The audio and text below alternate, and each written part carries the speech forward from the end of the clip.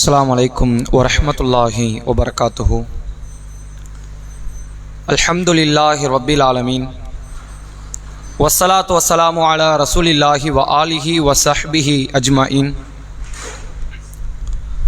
வமன் தபிஅஹு வ தாஅஹு பித்தீனி இலா யௌமித்தீன். கண்ணியத்திற்குரிய எல்லாம் வல்ல அல்லாஹுவின் நல்லடியார்களே, அல்லாஹுடைய பேருதவியால் வாரந்தோறும் வெள்ளிக்கிழமை மக்ரிபு தொழுகையை தொடர்ந்து மார்க்க ரீதியான செய்திகளை அறிந்து கொள்வதற்கான சொற்பொழிவு நிகழ்ச்சியை நாம் நடத்தி கொண்டு வந்த அடிப்படையில் இன்ஷா அல்லாஹ் இந்த வாரம் நபிகளார் காலத்தில் ரமலான் என்ற தலைப்பின் கீழ் ஒரு சில அடிப்படையான மார்க்க செய்திகளை உங்களுக்கு மத்தியில் நினைவுபடுத்தலாம் என நான் ஆசைப்படுகிறேன். ரமலான் என்ற மாதம் புனிதமானது, இறைவனுடைய அருள் பெற்ற மாதம். அந்த மாதத்தில் சொர்க்கத்தினுடைய கதவுகள் திறக்கப்படுகிறது, நரக கதவுகள் மூடப்படுகிறது, ஷைத்தான் விலங்கிடப்படுகிறான் என்றெல்லாம் ஏராளமான செய்திகளை நாம கேள்விப்பட்டிருப்போம். இப்போ ரமலானுடைய முக்கியத்துவத்தை நான் சொல்லி தான் உங்களுக்கு தெரியணுங்கிறது கிடையாது. நம்மள எல்லா மக்களுமே ரமலானுடைய முக்கியத்துவத்தை அறிந்துதான் வைத்திருக்கிறோம். ஆனால் ரசூலுல்லாஹ்வுடைய காலத்தில் ரமலான் எப்படி இருந்தது, நம்ம காலத்தில் எப்படி ரமலான் இருக்கிறது என்பதை, அந்த ரமலானை நாம் எப்படி பயன்படுத்துகிறோம், நபித்தோழர்கள் எப்படி பயன்படுத்தினார்கள் என்பதை ஒரு சரியான முறையில் புரிந்து கொள்ளாதனுடைய அடிப்படை, அதன் சிறப்பை அறிந்தும் அதை பயன்படுத்த முடியாத ஒரு நிலைக்கு, ஒரு இழி நிலைக்கு நாம் தள்ளப்பட்டு இருக்கிறோம். ஒரு காரியத்தினுடைய மகத்துவம் ஒருத்தனுக்கு தெரியல, அவன் பயன்படுத்தலைன்னா தப்பு கிடையாது. ஒரு போன் இருக்கு, இதுக்கு இவ்வளோ விஷயங்கள் இதில் செய்யலாம், இவ்வளோ பல நன்மைகள் இந்த போன்ல இருக்குதுன்னு ஒருத்தனுக்கு தெரியல, அவனுக்கு அதை பத்தி தெரியலைங்கிறதுனால ஒண்ணுமே செய்யலைன்னா பிரச்சனை இல்லை. எல்லாமே தெரியும், இதை கொண்டு இவ்வளவு பயன்பாடுகள் இருக்கிறது என்று தெரிந்தும் அந்த பயனை ஒருவன் பயன்படுத்தவில்லை என்றால் அதை அவன் வாங்கி வியூஸ் இல்லை, தேவையற்ற ஒரு காரியம். ரமலானை பற்றிய நன்மைகளை பற்றி யாருக்கும் தெரியல, அதனால நம்ம ரமலானை பயன்படுத்தலைன்னா பிரச்சனை இல்லை. எல்லா நன்மைகளையும் நாம ஆலிம்களை விட அதிகமாக அறிந்து வைத்திருக்கிறோம். அவர் ஒரு தப்பு பண்ணிட்டா கூட நீங்க சொன்னது தப்பு, ரமலான் சம்பந்தம் அந்த ஹதீஸ் இப்படி கிடையாது, வானத்தின் வாசல்கள் திறக்கப்படும் வருது, அந்த செய்தி நீங்க சொல்லல அப்படின்னு ஒரு மார்க்க அறிஞர் பேசக்கூடிய கருத்தில் தவறு கண்டுபிடிக்கக்கூடிய அளவிற்கு அதன் மகத்துவத்தை, சிறப்பை அறிந்து வைத்திருக்கக்கூடிய மக்கள் ரசூலுல்லாஹ் காலத்தில் இந்த ரமலானை எப்படி பயன்படுத்தினார்கள், அனுபவித்தார்கள், நாம ஏன் அப்படி அனுபவிக்கல அப்படிங்கிற ஒரு எண்ணத்தில் யாரும் வருவது கிடையாது. இப்போ உள்ள கால ரமலான் நீங்க பாருங்க, ரமலான் வர்றதுக்கு முன்னாடி இந்த ஷாபான் மாசம் ஆரம்பிச்சாலே எல்லா பிள்ளைகளும் வெள்ளை அடிக்க ஆரம்பிச்சிருவாங்க. ரொம்ப முக்கியம். இதுல என்ன அவசியம் இருக்கு, இதனால ஏதாவது பிரச்சனை இருக்குதா? இந்த பள்ளிவாசலுக்கு அதுக்குன்னு திடீர்னு ஒரு 1.5 லட்சம் ரூபாய் செலவு பண்ணுவாங்க, பள்ளிவாசல் அப்படி புதுப்பிச்சிருவாங்க. அப்படி பள்ளிவாசலை புதுப்பிக்கக்கூடிய ஒரு காரியங்கள் இங்க நடக்கும். ரமலான் நெருங்கின ஒரு வாரம் தான் இருக்கு அப்படின்னா விறகுகள்லாம் வந்து பள்ளிவாசல இறங்கிரும், நோன்பு கஞ்சி காய்ச்சணும். அவங்களுடைய திட்டமிடல், ஒவ்வொரு பள்ளியினுடைய நிர்வாகத்தின் திட்டமிடல்ல எது அடிப்படையா இருக்கும், இரவு தொழுகையோ அல்லது மார்க்க ரீதியான வழிகாட்டுதலோ, மக்களுக்கு இதையெல்லாம் சொல்லி மக்களை நன்மையின் பக்கம் அழைக்க வேண்டும் என்பதோ இல்லாமல் எப்படி மாறிடும், சகர் சாப்பாடு செய்யணும், நோன்பு கஞ்சி ஆக்கணும் அப்படிங்கிற ஒரு நிலைக்குள்ள போயிருவாங்க. அதை தாண்டி என்னெல்லாம் ஆகுனா, இஃப்தாருடைய நிகழ்ச்சி ஏற்பாடு பண்ணணும், அதுக்கு இவ்வளவு பொருளாதாரத்தை திரட்டணும். இதுதான் பள்ளிவாசல்ல நடக்கக்கூடிய எல்லா பள்ளிவாசலும் இதான் நடக்குது. சரி, இதை தாண்டி பொதுமக்களாக இருக்கக்கூடியவர்கள் அவங்க என்ன செய்வாங்க அப்படின்னா, ரமலான் வர்றதுக்கு ஒரு வாரத்துக்கு முன்னாடி வீட்டை கிளீன் பண்ணுவாங்க. எதுக்கு, தொழ போறோமா? அவசியமே கிடையாது, சம்பந்தமே இருக்காது. இஸ்லாம் எப்போதுமே தூய்மையை பேண சொல்லுது. எப்போதுமே ஆடை தூய்மையா இருக்கணும், உள்ளம் தூய்மையா இருக்கணும், உடல் தூய்மையா இருக்கணும், இருக்கிற இடம் தூய்மையா இருக்கணும் மார்க்கம் சொல்லுது. இந்த ரமலான் வந்தா வீட்டை கிளீன் பண்ணுவாங்க. என்ன காரணம், என்ன எதுனே தெரியாது. வீட்டில் எதுவும் அதிகப்படியான தொழுகைகள், வணக்க வழிபாட்டில் ஈடுபட போறோமா? இந்த வீட்டெல்லாம் வந்து புதுசா அதை வந்து கழுவி விட்டு அடுத்து வந்து ஒரு லிஸ்ட் போடுவாங்க, பொருள் என்னெல்லாம் வாங்கணும் ரமலான்ல. ஏன்னா ரமலான் வந்ததுக்கு அப்புறம் பொருள் வாங்க முடியாதுல்ல, அதுக்கு முன்னாடி ஒரு லிஸ்ட் எல்லாம் போடுவாங்க. சரி, எல்லா லிஸ்ட்டையும் வாங்கிட்டாங்கல்ல, ரமலான்ல எங்கேயும் வெளியே போக மாட்டாங்களா அப்படின்னா அந்த கடைசி 10 இருக்குல்ல, மார்க்கம் சொன்ன அதிக நன்மைகளை பெற்றுத்தரக்கூடிய இரவுகளாக, அந்த இரவு தான் கரெக்டா பிளான் போடுவாங்க. இன்னைக்கு 21வது இரவு இல்லை 23வது இரவுன்னு வைங்க, மகரிப்ல நோன்பை திறந்துட்டு கிளம்பிடுவாங்க, திருநெல்வேலிக்கு போங்க, புது ட்ரெஸ் வாங்கணும், பிள்ளைங்களுக்கு வாங்கணும் அப்படின்னு.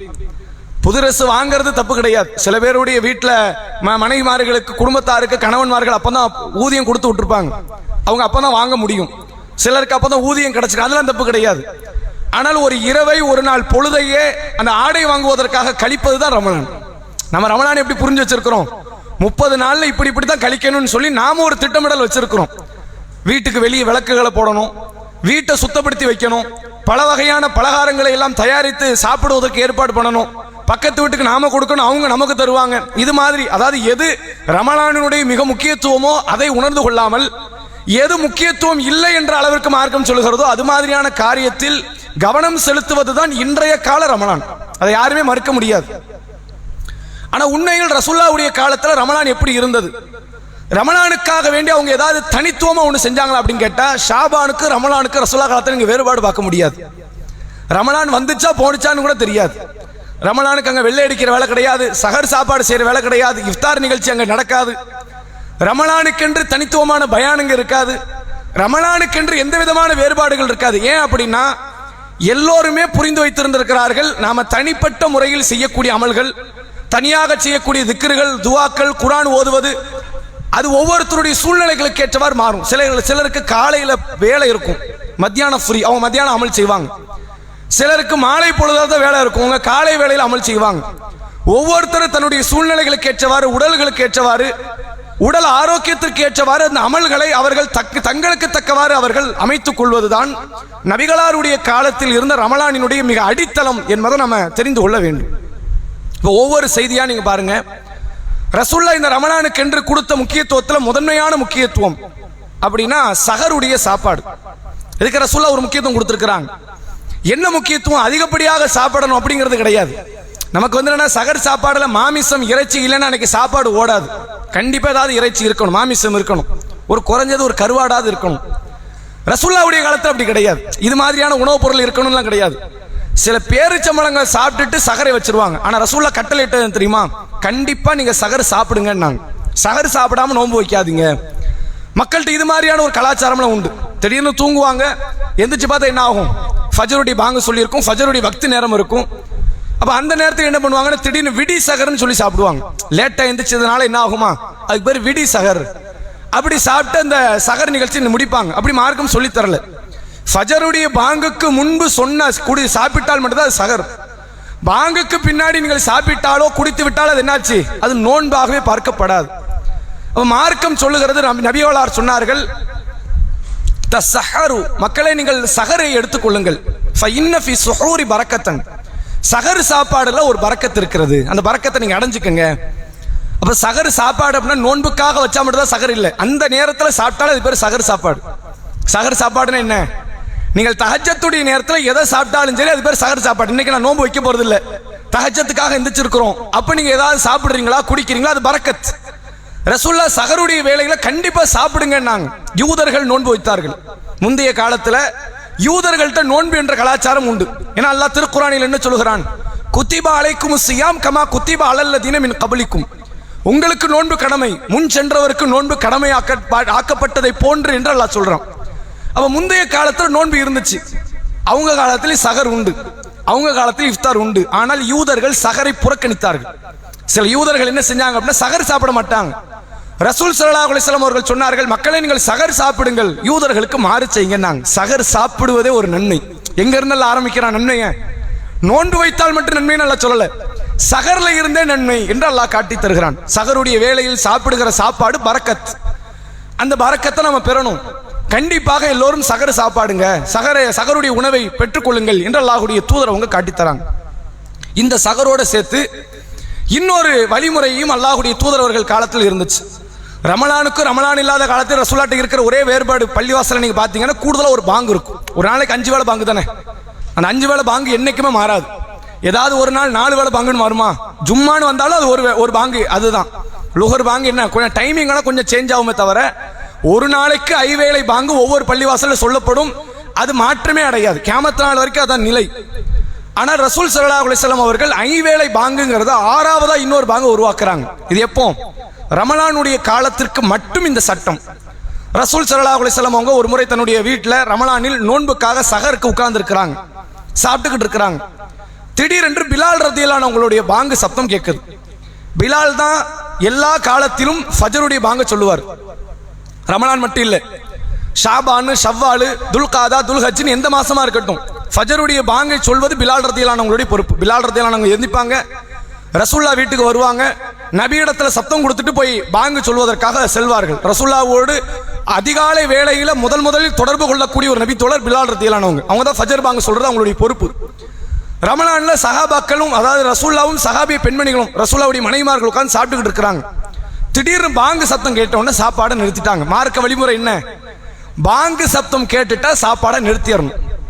சகர் சாப்பிடக்கூடாது, அடுத்து ஒரு வாய் உள்ள இறங்கக்கூடாது, இறங்கிட்டா நோன்பு கிடையாது. அப்போ அல்லாஹ்வுடைய தூதர் அவங்களுடைய தோழியர்கள் என்ன பண்றாங்க, நபி தோழியர்கள், ரசூல்லாவுடைய மனைவிமார்கள் சகர் சாப்பாடை நிறுத்துறாங்க. அப்ப ரசூல்லா சொல்றாங்க, நீங்க சாப்பிடுங்க, பிரச்சனை இல்லை. ஏன்? இப்ப சொல்றது ஃபஜர் பாங்கு கிடையாது, இது சஹருடைய பாங்கு. நாங்க இது என்ன பாங்கு? சஹருக்கான பாங்கு. இது ஏன் சொல்லப்படுது? ரமலானுடைய காலத்தில் மட்டும்தான் சொல்லப்படும். ஏன்? ரெண்டே காரணம், ரெண்டு ரீசன். இரவு தொழுகை தொழுது கொண்டு இருப்பவரை சஹர் முடிய போகுது என்பதை உணர்த்துவதற்கான பாங்கு இது. தூங்கிக் கொண்டு இருப்பவரை சஹர் முடிய போகிறது என்பதை உணர்த்துவதற்கான பாங்கு இது. இந்த பாங்கு சொல்லப்படும். பிலால் சொல்லி முடிப்பாரு, நீங்க நல்லபடியா சாப்பிடுங்க.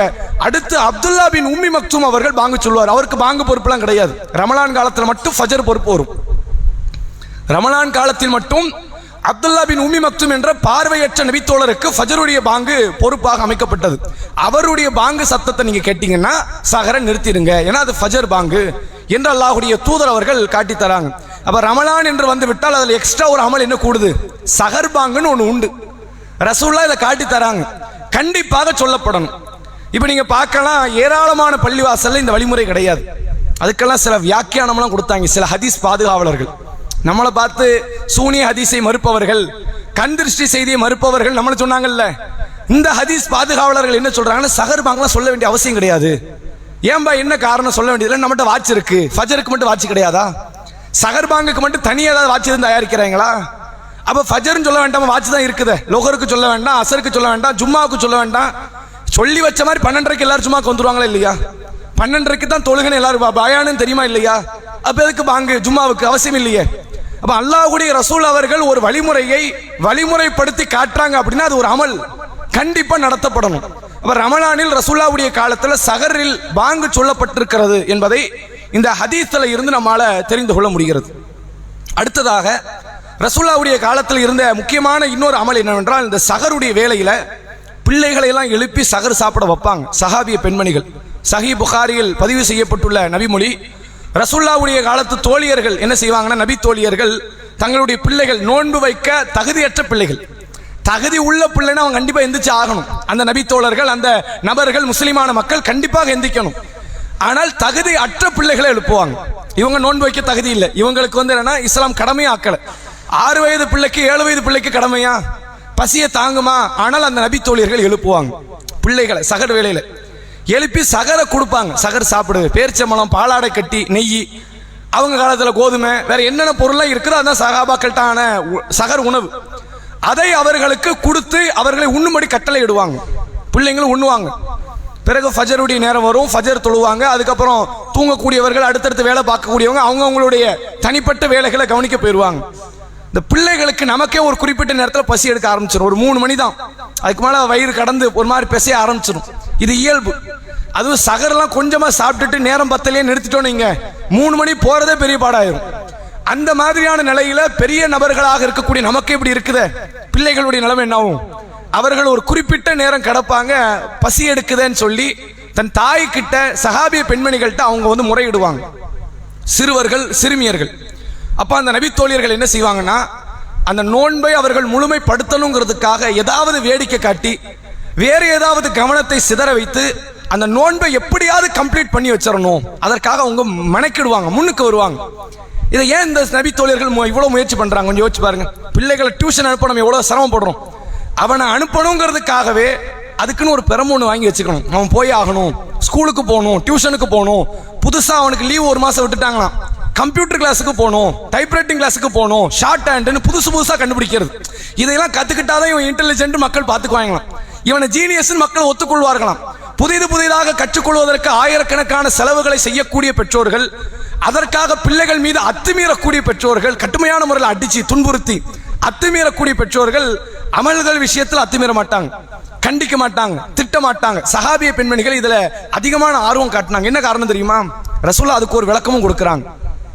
ஒரு முறை நபி அவர்கள் அந்த ஹஜ்ஜத்துல் விதாவுக்கு போய்கிட்டு இருக்கிறாங்க, இறுதி ஹஜ். அப்போ ஒரு கூட்டம், ஒரு இஸ்லாமிய கூட்டம், வேற ஒரு பகுதியை சார்ந்தவங்க, இவங்க மதீனாவாசிகள் கிடையாது, வேற பகுதியில் இருக்கிற முஸ்லீம் கூட்டம்.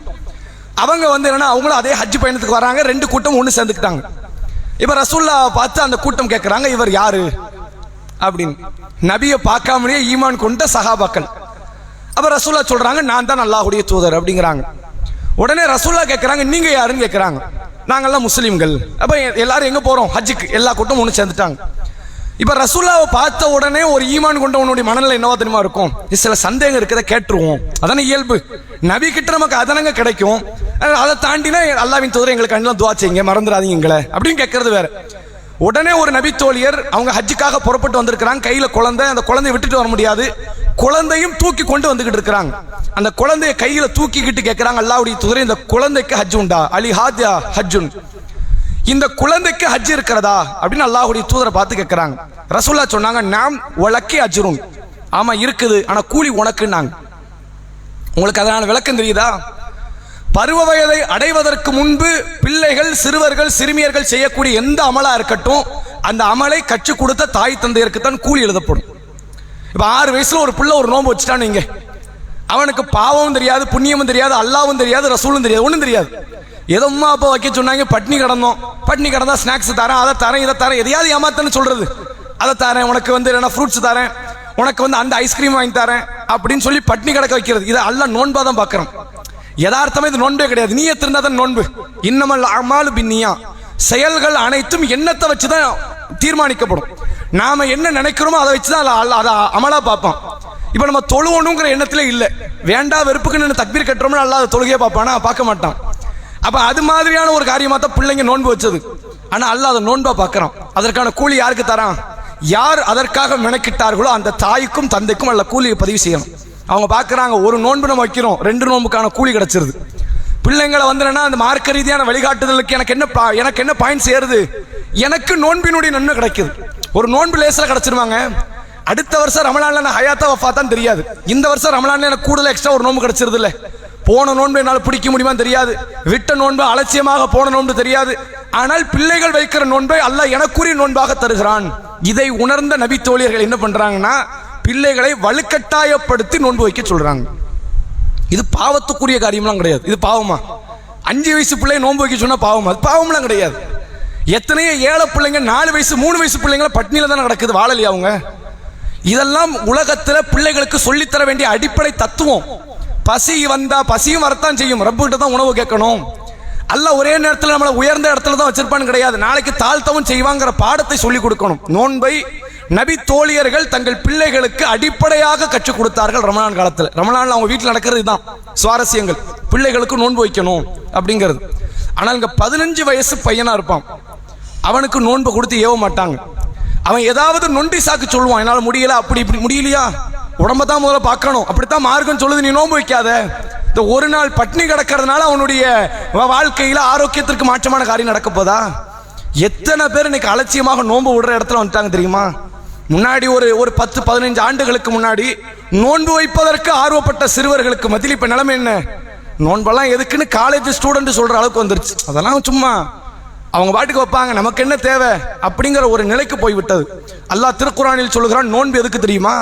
லஅல்லக்கும் தத்தகூன், நீ ரப்ப பயப்படணுங்கிறதுக்கு தான் நோன்புங்கிறான். இந்த நோன்பை ஒரு முறை வச்சு பாருங்க, ஒரு நாள் இஸ்லாம் சொன்ன அடிப்படையில் நோன்பு வச்சு பாருங்க. நோன்பை திறக்கும் போது ஒரு இறையச்சம் ஒரு படி கூடி இருக்கும், அதற்குத்தான் நோன்புங்கிறான்ல. நீங்கள் நோன்பு வைக்க வைக்க உங்கள் உள்ளத்தில் இறையச்சத்தால் நிரம்புங்கிறான்ல. அல்லாஹ் கிட்ட கேட்டுக்கிட்டே இருந்தா, அல்லாஹும்ம இன்னி அஸ்அலுக்கல் ஹுதா வத்துகா வல் அஃபாஃப வல் கினா, யா அல்லாஹ் இறைச்சத்தான்னு கேட்டுக்கிட்டே இருந்தா இறைச்சம் கிடைச்சிருமா? ரப்பிடத்தில் கேட்பதோடு அதற்கான முயற்சிகளும் இருக்கணும். ரசூலுல்லாஹ் அந்த முயற்சி இருந்தது. தன் பிள்ளைகளை வளர்க்க வேண்டும் என்ற எண்ணம், இறையச்சவாதிகளாக ஆக்க வேண்டும் என்ற எண்ணம் சஹாபிய பெண்மணிகள்கிட்ட இருந்தது என்பதை நம்மால புரிந்து கொள்ள முடிகிறது. அடுத்து அதே போன்று சஹர்ல இன்னொரு விஷயத்தை நம்ம தெரிஞ்சுக்கணும். நம்ம மக்கள்கிட்ட இருக்கிற பண்பாடு என்ன தெரியுமா? பாங்கு 5 மணின்னு வைங்க, 4 மணிக்கெல்லாம் சஹரை முடிச்சிருது. அப்புறம் தண்ணியை குடிக்கூடாது, பேணுதல்ங்கிறாங்க. பேணுதல்லாம் கிடையாது. இஸ்லாம் சொல்லி கொடுத்ததை பேணுவதற்கு பேர் தான் பேணுதல். இஸ்லாம் சொல்லாததையெல்லாம் நீங்க பேணுனீங்கன்னு வைங்க, அது பேணுதல் கிடையாது, இது அதிக பிரசங்கித்தனம்னு அர்த்தம். அல்லாஹ் சொல்றான் 5ல இருந்து 6:30 மணி வரைக்கும் நோன்பு வைங்கிறான், நான் 4ல இருந்தே வைப்பேன் அப்படின்னா இது என்ன அர்த்தம்? ஓ, நான் சொல்றேன் 13 மணி நேரங்கிறேன், நீ 14 மணி நேரம் வைக்கிறியா? அப்ப எனக்காக வச்ச மாதிரி இல்லையே இது. இது யாருக்காக வைத்தது? எல்லாருமே நோன்பு அட்டையெல்லாம் போடுவாங்க, முன்னாடி இருந்துச்சு, இப்ப அது காணாம போயிடுச்சு. நோன்பு அட்டையில போட்டுருவாங்க 4:30 மணிக்கு சகர் முடிவு அப்படின்னு போட்டுருவாங்க. அதுக்கப்புறம் பச்சை தண்ணி குடிச்சிடக்கூடாது, ஒரு சொட்டி தண்ணி இறங்கிடக்கூடாது, 5:15 தான் பாங்கு சொல்லுவாங்க. 4:30 மணிக்கு சகர் முடிவுன்னு போட்டுருவாங்க, 5:15 பாங்கு சொல்லுவாங்க. ரசூல் ஸல்லல்லாஹு அலைஹி வஸல்லம் அவர்கள் இந்த சகரை வந்து என்னன்னா முற்படுத்துவதற்கு, அதாவது பிற்படுத்துவதற்கு நமக்கு காட்டித்தராங்க. பிற்படுத்துங்கன்னாங்க, பாங்கு சொல்ற வரைக்கும் சகர் சாப்பிடலாம். சஹாபி பெண்மணிகள் என்ன செஞ்சாங்க ரசூலா முன்னாடி? பிலால் ரதியல்லாஹு பாங்கு சொல்றதை கேட்டுட்டு தான் பேரிச்சம்பழத்தை எடுக்கிறாங்க. வேண்டாம், இதுக்கப்புறம் சாப்பிடக்கூடாது. அப்ப ரசூலா என்ன சொல்லியிருக்கணும்? என்ன பாங்கு சொல்ற வரைக்கும் நீ சாப்பிடுறியான்னு கேட்டிருக்கணுமா இல்லையா? தாராளமாக சாப்பிடலாம். பாங்குனுடைய சப்தம்னா பாங்குன்னா பாங்குன்னு கிடையாது, 5 மணினா 5 மணின்னு அர்த்தம். பாங்கு சொல்ல அவர் 2 நிமிஷம் லேட் பண்ணிடுவார், மைக்கு பிரச்சனைன்னு வந்துடும். அப்ப பாங்க கணக்கு வைக்க கூடாது, அந்த நேரத்தை கணக்கு வைத்து அந்த நேரத்துக்கு முன்பு வரை சாப்பிட்டுக் கொள்ளலாம், குடித்துக் கொள்ளலாம். அல்லாஹ் திருக்குரானிலே சொல்கிறான், கருப்பு கயிறு வெள்ளை கயிறிலிருந்து வெளியாகின்ற வரை, ஃபஜருடைய நேரம் உதயமாகிற வரை, அதுவரை நீங்கள் சாப்பிட்டுக் கொள்ளுங்கள், குடித்துக் கொள்ளுங்கள், உங்கள் மனைவியோடு தாம்பத்தியத்தில் ஈடுபடுங்கிறான். இதுல எந்த தப்பும் கிடையாதுங்கிறான். அப்ப அதனால் சகருடைய நேரத்தை எவ்வளவு தூரம் பிற்படுத்த முடியுமோ அவ்வளவு தூரம் பிற்படுத்துவதை மார்க்கம் ஆர்வமூட்டி இருக்கிறது, நன்மைக்குரிய ஒரு காரியமாக பார்க்கிறது. இஸ்லாம் ஒரு இடத்துல சலுகை கொடுக்கணும், கூடுமான வரைக்கும் அந்த சலுகை ஏத்துக்கணும். ஏத்துக்காம இருப்பது வந்து என்னன்னா இறைவன் கொடுத்த ஒரு அருளை நிராகரிப்பதை போன்றுதான். அல்லாஹ் ரப்பல் ஆலமீன் பயண தொழுகைன்னு கொடுத்த பயண தொழுகை அனுபவிங்க. அல்லாஹ் சில இடத்துல சலுகை கொடுக்கறான், 7 நாள் ஒரு பெண்ணுக்கு மாத விலக்கு, தொழுகை இல்லைன்னா தொழுகை இல்ல ரப்ப நான் தொழாம ஒரு நாள் கிடையாது, நான் தொழுதே ஆகும், நீங்க 7 நாள் தொழக்கூடாது. அல்லது விடுபட்ட அந்த 7 நாளை பின்னாடி கலாவும் செய்யக்கூடாது. ரப்பு கொடுத்த சலுகை, நீங்கள் சலுகையை நீங்கள் மீறி நீங்கள் நான் செய்துதான் ஆவேன் என்று நன்மை செய்தால் அதை அல்லாஹ் எப்படி பார்க்கறான்? பாவமா பார்க்கறான். நான் சொல்றேன், என் பேச்சு கேட்க மாட்டேன், நீங்க அப்படித்தான் தொழணுமா என்று இறைவன் பார்க்கிறான் என்ற ஒரு அடிப்படையை நம்ம புரிந்து கொள்ள வேண்டும். சகரை கூடுமான வரைக்கும் என்ன செய்யணும்? பிற்படுத்தணும். பாங்கினுடைய நேரம் வரை சகர் சாப்பிடுவதை இஸ்லாம் சொல்லுது. அதுக்கு கட்டாயம் கிடையாது, சில பேர் சாப்பிட்டு முடிச்சாச்சு போதும் அப்படின்னா அது வேற. இதை கட்டாயமாக பாடம் கற்பித்தார்கள் ஒரு காலத்துல, அதை உங்களுக்கு நம்ம அடிப்படையாக நினைவுபடுத்துறோம். அடுத்ததா என்ன செய்வாங்க அப்படின்னா, இந்த ரமலானுடைய காலத்துல ரசூலுல்லாஹ்வுடைய அடுத்த கட்ட ஒரு முக்கியமான அமல் அப்படின்னா ஸ்ட்ரைட்டா மக்ரிப், நோன்பு திறக்கக்கூடிய இஃப்தார் என்ற அந்த காரியம். இஃப்தார் தொடர்பாக சில பலகீனமான செய்தி இருக்கு, அதை நம்ம உங்களுக்கு நினைவுபடுத்துறோம். சுனன் திருமிதியில பதிவு செய்யப்பட்டுள்ள ஒரு நபிமொழி, ரசூல் ஸல்லல்லாஹு அலைஹி வஸல்லம் அவர்கள் சொன்னதாக அந்த செய்தி இருக்கு. அது பலகீனமானது, அறிவிப்பாளர் தொடர் ரீதியான பலகீனமானது. யார் ஒருவர் நோன்பு திறப்பதற்காக ஒருவருக்கு உதவி செய்கிறாரோ அவர் வைத்த நோன்பின் கூலியையும் இவர் பெற்றுக் கொள்கிறார் அப்படின்னு ஒரு செய்தி வருது. இது அறிவிப்பாளர் தொடர் பலகீனம், அதனால நன்னே கிடையாது நம்ம சொல்லல. இன்னொருத்தர் நோன்பு திறக்கிறார், பக்கத்து வீட்டில் ஒருத்தர் இருக்கிறாரு, அவர் ஏழையா இருக்கிறாரு, அவர் கொஞ்சம் பேரிச்சம்பழம் ஜூஸ் வேற வேற உணவு பண்டத்தெல்லாம் கொடுத்து நீங்க நோன்பு திறங்க இன்னைக்கு அப்படின்னு நீங்க கொடுக்குறீங்கன்னா அதுக்கு அல்ல பாவத்தையே தரப்போற, நன்மைதான்.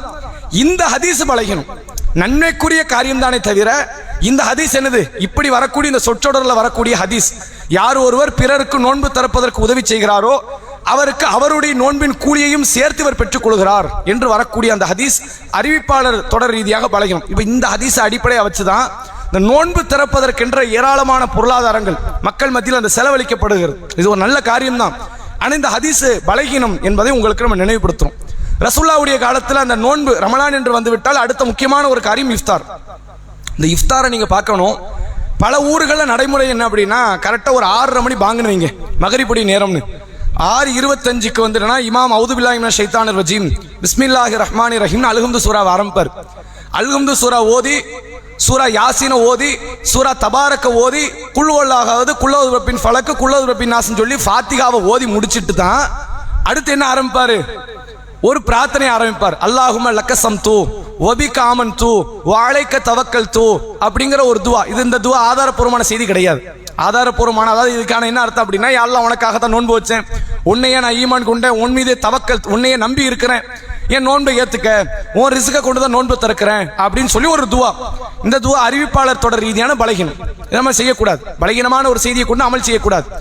ஆனா இதுல நம்ம கவனிக்க வேண்டிய இன்னொரு காரியம் என்ன தெரியுமா? அந்த துஆ ஒரு பக்கம் விடுங்க, 30க்கு நோன்பு திறக்கிறது அப்படின்னா 40 வரைக்கும் இழுப்பாங்க டைமிங். அல்லாவுக்காக கூட ஒரு 10 நிமிஷம் பண்ணி கிடக்க மாட்டியா? அல்லாவுக்காக கிடக்கலாம், 10 வருஷம் கூட கிடக்கலாம். இப்ப கிடக்கிறது யாருக்காக? நீங்க வந்து என்னன்னா அந்த நீயத்துக்குரிய அந்த வார்த்தைகளை சொல்லுவதற்காக வேண்டி நீங்க டிலே பண்றீங்கன்னா இப்படி நோன்பை நம்ம பிற்படுத்துறோம். நீங்க இது பாவத்துக்குரிய காரியமா மார்க்கம் பார்க்குது. ரசூல் ஸல்லல்லாஹு அலைஹி வஸல்லம் அவர்கள் சொன்னார்கள், நோன்பு திறப்பதை முற்படுத்துங்கன்னாங்க. சஹரை எப்படி பிற்படுத்தணுமோ நோன்பு திறக்கிறது என்ன முற்படுத்துங்கன்னா 5 மணிக்கு இல்லை, அசர்ல கிடையாது. டைம் வந்த உடனே நோன்பு திறந்தணும். அதை தாண்டி அங்கே எந்த வேலையும் கிடையாது. அங்கே போய் நின்றுக்கிட்டு தொழுவணும், இல்லை நான் முதல்ல ஒரு 2 ரக்காத் தொழுதுக்கிறேன்பா கிடையாது. கொஞ்ச நேரம் நான் துவா செஞ்சுட்டு வரேன் அல்லாஹ் கிட்ட, அல்லாஹ் என் நோன்பை ஏற்றுக்க. சில பேர்லாம் நீங்கள் நோன்பு திறக்கிற நேரத்தில் பார்க்கலாம், அப்படி கண்ணீர் மல்க அல்லாஹ்ட்ட துவா செய்வாங்க. அங்கே பாங்கெல்லாம் சொல்லியாச்சு, இக்காமத்துக்கு ரெடியாக இருப்பாங்க, இன்னும் எடுத்துக்க மாட்டார் பேரிச்ச மலத்தை. ஏன்னா அவர் அப்படி துவால லயிச்சுட்டாராம். இந்த இடத்துல துவா கூட கூடாது. நோன்பு திறப்பதற்கான நேரம் வந்துட்டு அங்கே திக்ர் கூடாது, துவா கூடாது, குர்ஆன் ஓதுறது கூடாது, தொழுவது கூடாது. முதல்ல நோன்பு திறப்பதை முற்படுத்துங்கள் என்று அல்லாஹ்வுடைய தூதர் அவர்கள் சொல்லிவிட்டு சொன்னாங்க. ரசூல் ஸல்லல்லாஹு அலைஹி வஸல்லம் அவர்கள் சொல்கிறார்கள், நோன்பு திறப்பதற்கு முற்படுத்தும் காலமெல்லாம் ஒரு அடியார் நன்மையிலே இருக்கிறார். அதான் நன்மைக்குரிய காரியம்.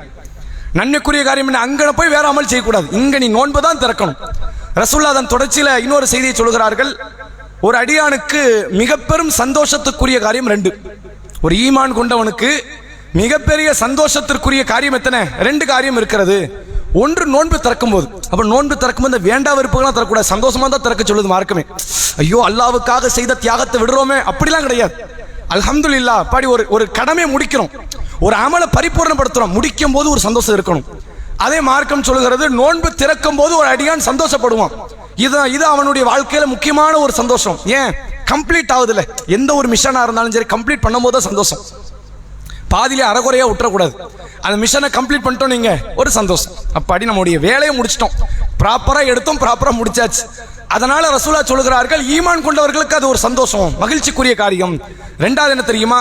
இதே நோன்பாளிகள் நாளை மறுமையில் தன் ரப்பை சந்திக்கக்கூடிய நேரத்தில் அதிகமாக சந்தோஷப்படுவாங்க. நோன்பாளிகளை மகிழ்விக்கக்கூடிய காரியங்கள்ல 2 நாங்க ரசூலுல்லாஹ். இந்த நோன்பாளியை மறுமையில சந்தோஷமா நிக்கிறாங்க அப்படின்னா அவங்களுக்கு கிடைக்கிற கிஃப்ட் அங்க தனி. இப்ப நாங்களாம் முக்கிய விஐபிப்பா அப்படின்னு நிற்பாங்க நோன்பாளிகள். நோன்பை வைக்காதவர்கள் இந்த நன்மை ஒரு காலத்தில் பெற்றுக்கொள்ள முடியாது. அதனால தான் அல்லாஹ்வுடைய தூதர் அவர்கள் சொன்னார்கள், நாளை மறுமையில் சொர்க்கத்திற்கென்று 8 வாசல்கள் அல்லாஹ் வைத்திருக்கிறான். நரகத்துக்கு 7 வாசல், சொர்க்கத்திற்கு 8 வாசல். இந்த 8 வாசல்ல ஒவ்வொரு அமலுக்குரியவர்கள் மட்டும்தான் அந்த வாசல் வழியாக நுழைவிக்கப்படுவார்கள். தொழுகைக்கு, சதக்காவுக்கு, ஜிஹாதுக்கு என்று தனித்தனி வாசல்கள். அதுல ஒரு வாசல் ரையான் என்று அழைக்கப்படக்கூடிய யுகால லஹு ரையான் நாங்க ரசூலுல்லாஹ். அதற்கு ரையான் என்று தான் சொல்லப்படும். அந்த ரையான் என்ற வாசல் வழியாக வானவர்கள் கதவை திறப்பாங்க. உள்ள இருக்கிறவர், உள்ளதான் செக்யூரிட்டி நிக்கிறாங்க, கதவை திறப்பாங்க. திறந்து சொல்வார்கள், ஐன சாயிமூன், நோன்பாளிகள் எங்கேன்னு கூப்பிடுவார். நான் நிறைய தொழுது இருக்கிறேன், நீங்க தொழுதீங்கன்னா சொர்க்கம் வந்துருச்சுன்னா நீங்க அந்த கதவு வழியா போங்கன்றுவாங்க. இது விஐபிக்கான இடம். அந்த கதவுக்கான அளவுகோல் என்ன? நோன்பு வைத்தவர்கள் மட்டும்தான் இந்த கதவு வழியா வரணும். நீங்கள் ஜிஹாதே செய்திருக்கலாம், நீங்கள் ஷஹீதே ஆகியிருக்கலாம், ஹஜ்ஜு செய்திருக்கலாம், நீங்க எவ்வளவு அமல் செஞ்சிருக்கலாம், அதுக்கெல்லாம் உங்களுக்கு வேற வேற கதவு வழியா நீங்க உள்ள வந்துடலாம், அது வேற. இந்த கதவு நோன்பாளிகளுக்கு மட்டும்தான். அவங்களை தாண்டி வேற யாரும் இந்த கதவு வழியாக உள்ளே நுழைவிக்கப்பட மாட்டார்கள் என்று அந்த வானவர் அழைத்து நோன்பாளிகளை மட்டும் அடையாளம் கண்டு உள்ள அனுப்புவார்கள் என்ற செய்தியை பார்க்க முடிகிறது. நல்ல பாருங்க, ஒரு முக்கியமான ஒரு இடத்துக்கு போறோம், ஒரு ஃபங்க்ஷன், அது ஏதோ ஒரு நிகழ்ச்சி, ஒரு திறப்பு விழா அல்லது என்னன்னா ஒரு புதுமனை புகு விழான்னு ஏதோ ஒரு காரியம் மார்க்கம் அனுமதிச்சதை நம்ம சொல்றோம். நம்ம என்ன முக்கியமான விஷயம் சொல்லிட்டு ஒரு பெரிய கிராண்டான திருமணத்தை நம்ம சொல்ல முடியாது, அது மார்க்கம் அனுமதிச்சது இல்லை. மார்க்கம் அனுமதிய அதாவது மார்க்கம் எதை நமக்கு காட்டி தந்ததோ அப்படிப்பட்ட ஒரு நிகழ்ச்சி ஒன்று நடக்குது. அந்த நிகழ்ச்சிக்கு பல பேர் போறோம். போகிற இடத்துல நம்மளை மட்டும் தள்ளி விடுறாங்க. பை நீங்க கொஞ்சம் தள்ளி நில்லுங்க, ஏமா கொஞ்சம் தள்ளி நில்லுங்க. இந்த முக்கியஸ்தர்கள்லாம் வராங்க அப்படின்னா அந்த இடத்துல நாமும் ஒரு நபராக இருந்தால் அந்த முக்கியஸ்தர்கள், அது எவ்வளவு பெரிய ஒரு கிரேடு உயர்ந்தது. அல்லாஹ் நாளை மறுமையில் அந்த நோன்புக்குரியவர்களை சொர்க்கத்தில் அனுப்புவான் என்ற செய்தியையும் இங்கிருந்து பார்க்க முடிகிறது. இப்ப இதில் நம்ம புரிஞ்சுக்க வேண்டியது என்னன்னா, நோன்பு திறப்பது சந்தோஷத்துக்குரிய ஒரு காரியம், அது வருத்தத்துக்குரியது இல்லை. அமல் முடியுதுன்னு பார்க்க கூடாது, அல்ஹம்துலில்லாஹ் முடியுதுன்னு நினைக்கிறோம். நல்லா பாருங்க, ரமலான் ஆரம்பிக்கிறதுக்கு முன்னாடியே பெருநாள், முடிஞ்சதுக்கு அப்புறம் பெருநாளா? பெருநாள் எப்போ? முடிஞ்சதுக்கு அப்புறம். அமலை முடிச்சிட்டோம், அல்ஹம்துலில்லாஹ், ஒரு அமலை பெர்ஃபெக்ட்டா முடிச்சிட்டோம். இப்போ பெருநாளுக்கு போங்கன்னு இஸ்லாம் காட்டி தருது. ரமலான் முடியுதுன்னு ஏன் வருத்தப்படுற? நல்லபடியா முடிச்சிட்டோன்னு சொல்லி சந்தோஷப்படு. இங்க என்னெல்லாம் கற்றுக்கொண்டாயோ, என்னவெல்லாம் இறையச்சத்தை பேணுதலை நீ கற்றுக்கொண்டாயோ அதை உன் வாழ்நாள் முழுக்க செலுத்து. ரமலானுக்கு முன்னாடி பெருநாள் இஸ்லாம் வைக்கல. பெருநாள் எதுக்கு இந்த பெருநாள் தெரியுமா? உங்களுக்கு அல்லாஹ் ரமலானை கொடுக்க போறான் தான் பெருநாள், அப்படி இல்லை. எதுக்கு இந்த பெருநாள் தெரியுமா? நீங்க ரமலானை பெர்ஃபெக்ட்டா முடிச்சிட்டீங்க, ஒரு காரியத்தை நல்ல முறையில் நடத்தி முடித்ததுனால கூலி எல்லாம் பின்னாடி தரான். பெருநாள் தினமாக அல்லாஹ் ரப்புல் ஆலமீன் ஆக்கி இருக்கிறான். அப்ப நன்றாக தெரிந்து கொள்ளுங்கள், நோன்பு திறப்பது என்பது மகிழ்ச்சிக்குரிய ஒரு காரியம். இந்த அடிப்படையை நாம தெரிந்து கொள்ள வேண்டும். இது ஒரு விஷயம். அடுத்து என்ன அப்படின்னா, முக்கியமான ஒரு காரியம் அமல்கள். ரசூலுல்லாஹ்வுடைய காலத்துல அமலுக்கு இந்த சகர் இஃப்தாரை தாண்டி அங்கே எதுவுமே கிடையாது நோம்புல. வேற ஏதாவது ஒரு தனி இம்பார்ட்டன்ஸ் ஏதாவது உண்டா? சகர்னு உண்டு, இஃப்தார் ஒன்று. ரசூலா காலத்து சாப்பாடு முறைன்னு தெரிஞ்சுக்கங்க. அரபியர்கள்ட்ட இருந்து ஒரு அடிப்படை சாப்பாடு முறை, அவங்கள்ட்ட 2 வேளை உணவு மட்டும் தான் உண்டு. 3 வேளை உணவுங்கிறது அவங்கள்ட்ட கிடையாது. இப்போ அது அவசியம் ஆயிடுச்சு. அதனால நம்மளும் எப்படி என்ன பண்ணி நினைப்போம், 2 வேளை உணவுன்னு பேரக்கூடாது, 3 வேளை தான் இப்போ அவசியம். ஏன்னா இப்போ இருக்கிறது வந்து என்னன்னா எல்லாருடைய ஆரோக்கியமும் குறைபாடு வந்துருச்சு. தெரிஞ்சோ தெரியாமலோ ஆரோக்கிய குறைபாடு ஏற்பட்டதுனால breakfast compulsory, lunch compulsory, dinner compulsory. நீங்க இதில் ஏதாவது ஒரு உணவு விட்டீங்கன்னா பிரச்சனை, உங்களுக்கு உடலை கடுமையான முறையில் தாக்கம் ஏற்படுத்திடும். இல்லை நான் இனிமேல் வந்து மத்தியானம் சாப்பிட மாட்டேன் அப்படின்னு முடிவெடுக்கிறீங்க, நீங்க அல்சர்ல கொண்டு போய் வச்சிரும், ஏதாவது ஒரு நோயை கொடுத்துரும். அப்போ ரசூலா காலத்தில் இருந்தாங்களே, ஆரோக்கியமான உடல் அமைப்பில் இருந்தாங்க. 2 உணவு உங்களுக்கு போதுமானதாக இருந்துச்சு. ஒன்று லுகருக்கு முன்னாடி சாப்பிட்ற ஒரு வேளை, லுகருக்கு பின்னாடிலாம் கிடையாது, முன்னாடி. இன்னொன்று மகரிப்புக்கு பின்னாடி சாப்பிட்ற ஒரு வேளை. இந்த 2 வேளை உணவு தான் ரசூல்லாவுடைய காலத்தில் இருந்த ஒரே உணவு முறை. இது தாண்டி கிடையாது. அதனால தான் நீங்க ஒரு ஹதீஸ் பார்க்கலாம், உணவு ரெடியாக இருக்கும் பொழுது பாங்கு இக்காமத்து சொல்லப்பட்டால் நீங்கள் தொழுகைக்கு வராதீங்க, சாப்பிடுங்க. நாங்கள் எந்த சாப்பாடு? அது மகரிப்புக்கான சாப்பாடு. மகரிப் முடிச்சுட்டு போய் சாப்பிடுவாங்க. சில பேர் வீட்டில் எப்படி ஆகுனா, சாப்பாடு ரெடி ஆயிரும், மகரிப்புக்கு இக்காமத்து வரும், சாப்பிட்டுட்டு வா அப்படின்னு அல்லாஹ்வுடைய தூதர் அவங்க காட்டி தராங்க.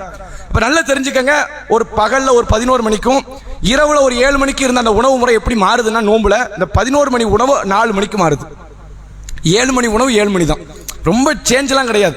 2 வேளை அவங்கள்ட்ட உணவு இருந்துச்சு, அந்த 2 வேளையை ஒரே ஒரு வேளையை மட்டும் நேரத்தை மாத்துறாங்க. இதைத்தான் நோன்பு என்று அல்லாஹ்வுடைய தூதர் அவங்க காட்டி தராங்க. இப்போ அதுதான் நமக்கு பெரிய கஷ்டமா இருக்கு. நமக்கு 2 வேளை உணவுல அடிப்படுது. சகர் சாப்பிட்டதுல இருந்து இஃப்தார் வரைக்கும் உள்ள இடையில எத்தனை வேளை போயிடுச்சு? 2 வேளை. அதனால தான் இது பெரிய பாரத்துக்குரிய ஒரு காரியமா நம்ம பார்க்கிறோம். அப்ப ரசூல் ஸல்லல்லாஹு அலைஹி வஸல்லம் அவர்கள் காலத்துல வந்து இந்த 2, அதாவது சகர் இஃப்தார் முடிஞ்சிருச்சுன்னா நோன்பு கம்ப்ளீட் முடிஞ்சிருச்சு. அடுத்து இந்த ரமலான்ல செய்யக்கூடிய அமல்களாக முக்கியமான ஒரு அமல் என்றால் இரவு தொழுகை. அல்லாஹ்வுடைய தூதர் அவர்கள் சொன்னார்கள், மன் காம ரமதானன் ஈமானன் வஹ்திசாபன் குஃபிர லஹு மா தகத்தம மின் தம்பிஹி. யார் ரமலான் மாதத்தில் இரவு தொழுகையிலே நின்று வணங்குகிறார்களோ அவர்களுடைய முந்தைய பாவங்கள் மன்னிக்கப்படும் அப்படின்னாங்க ரசூல்லா. இப்போ இந்த அமலை பொறுத்த வரைக்கும் ஜமாத்தா தொழலாமா, தனித்து தொழலாமா, பள்ளியில தொழலாமா, வீட்டில் தொழலாமா, 4 வகையிலும் தொழுதுக்கலாம், தப்பு கிடையாது. நீங்க ஜமாத்தாவும் தொழுங்க, தனியாவும் தொழுங்க, அல்லது பள்ளியில தொழுங்க, அல்லது வீட்டில் தொழுங்க, அவங்க அவங்களுடைய சௌகரியத்தை பொறுத்து. இப்போ ரசூல்லா 4க்கு அனுமதி கொடுத்துருக்காங்களா அப்படின்னு ஒரு ஹதீஸையும் பார்க்கணும், கொடுத்துருக்கிறாங்க. நீங்கள் பார்க்கலாம், சுனன் நசையில பதிவு செய்யப்பட்டுள்ள நபிமொழி. அல்லாஹ்வுடைய தூதர் அவங்க என்ன செய்யறாங்க அப்படின்னா, சஹாபியில ஒருத்தங்க அறிவிக்கிறாங்க, ரசூல் ஸல்லல்லாஹு அலைஹி வஸல்லம் அவர்கள் 23வது இரவு, எத்தனையாவது இரவு? 23வது இரவு எங்களுக்கு பள்ளியில தொழுகை நடத்தினார்கள். ரசூல் அந்த இரவு தொழுகையை ஜமாத்தா நடத்துறாங்க. 23க்கு முன்னாடி வரைக்கும் நடக்கல, 23ல நடக்குது. அதுக்கப்புறம் சில நாட்கள் தொழுகை நடக்கல. மறுபடியும் எப்ப நடக்குது அப்படின்னா, பெருநாள் வரதுக்கு 3 நாள் தான் இருக்கு. அப்ப எந்த நாளா இருக்கும்? 27வது இரவு. 23ல நடத்தினாங்க எங்களுக்கு. அடுத்து 27வது இரவுல அல்லாஹ்வுடைய தூதர் அவர்கள் அவங்க மனைவி மக்களை எல்லாம் அழைச்சிட்டு வராங்க. பள்ளிவாசல்ல எல்லாரும் நின்று நாங்கள் தொழுகை நிறைவேற்றினோம். முதல்ல அந்த 23ல நிறைவேற்றினாங்களே, பாதி இரவு வரை தொழுகை நிறைவேற்றப்பட்டது. பாதி இரவுனா ஏறத்தாழ 1:30 மணி. இஷாத் முடிச்சதுக்கு அப்புறம் தொழுகை நடந்து எத்தனை மணி வரைக்கும் நடந்திருக்கு? 1:30 மணி வரைக்கும். 23வது இரவு. 27வது இரவுல ஒரு தொழுகை நடந்துச்சு. அது எத்தனை வரைக்கும்? சகர் நேரம் தவறிருமோ நாங்க நினைக்கிற அளவிற்கு அந்த தொழுகை நடந்தது அப்படிங்கிற செய்தி பார்க்க முடியும். இப்ப இந்த செய்தி வச்சு நம்ம என்ன புரிஞ்சுக்கலாம்? ஜமாத்தா தொழலாம், பள்ளியில் தொழலாம். முடிஞ்சிருச்சா? 2 இது முடிஞ்சிருச்சு. அப்ப தனியா தொழறதுக்கு அனுமதி இருக்குதா? ரசூல்லா காலகாலமா தனியா தான் தொழுதுகிட்டு இருந்தாங்க. கடைசி 10 ஆண்டுகள் நபி அவர்கள் இரவு தொழுகை எப்படிதான் தொழுதாங்க? தனியா தான் தொழுதாங்க. எப்பமாவது ஒருக்க இப்னு மசூத் ரதியல்லானவங்க வந்திருந்தா ஜமாத்தா தொழுதிருப்பாங்க தவிர, காலகாலமாக ரசூலா தொழுது எப்படி? தனித்து தான் தொழுது இருக்கிறாங்க, வீட்டில் தான் தொழுது இருக்கிறாங்க. அப்ப பள்ளியில தொழலாம், வீட்லையும் தொழலாம், ஜமாத்தாவும் தொழலாம், தனித்தும் தொழலாம். மார்க்கம் வந்து என்னன்னா இதை நமக்கு தடுக்கலை அப்படிங்கிறத தெரிஞ்சுக்கணும். அப்ப இந்த இரவு தொழுகையை பொறுத்தவரை அதிகமான கூலியை எப்படி பெற்றுக்கொள்ளலாம்? ஜமாத்து நடந்தால் ஜமாத்தில் கலந்து கொள்ளுங்கள். ஏன் ரசூல் ஆர்வம் எடுத்து கலந்துக்க முதல்ல சொன்னாங்க, பிறகுதான் அந்த ஆர்வத்தை உடைக்கிறாங்க, வேண்டான்னாங்க. அதற்கான காரணத்தை வேற ஒரு ரமலான்ல நம்ம தெரிந்து கொள்ள முடிகிறது. ரசூல் ஸல்லல்லாஹு அலைஹி வஸல்லம் அவர்கள் ஒரு ரமலான்ல 21வது இரவுல பள்ளியில் நின்று தொழுதுகிட்டு இருக்கிறாங்க.